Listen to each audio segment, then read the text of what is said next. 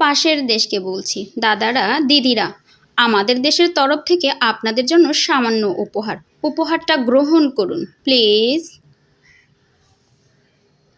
এ কি? এ তো ফাঁকা। কি উপহার নিয়ে এসেছো? ও, কোনো উপহার আনিনি তাই বুঝি? তো কি ভাবছিলেন দাদারা, দিদিরা?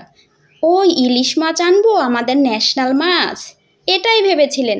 প্রত্যেক বছর খেয়ে খেয়ে আপনাদের তো আসলে লোভ হয়ে গেছে।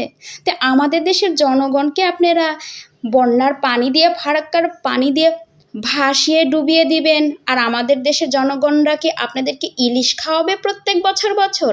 এটাই আশা করেছিলেন? এটা তো হাসিনা বাবুর আমল নয় দাদা, আমাদের দেশের জনগণের আমল। তো আর একটা উপহার এনেছি, সেটা গ্রহণ করুন। এটা আপনাদের ন্যাশনাল ফুড, খুব ভালো লাগবে। আচ্ছা দাও দেখি। তো দাদারা, আমরা একটু সরে যাই, তারপরে তোলেন। আমরা আবার এর কাছে থাকতে পারবো না।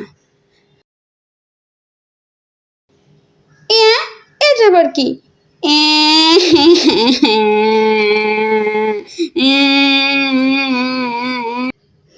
তোমরা আমাদেরকে গোবর দিলে। Bye bye.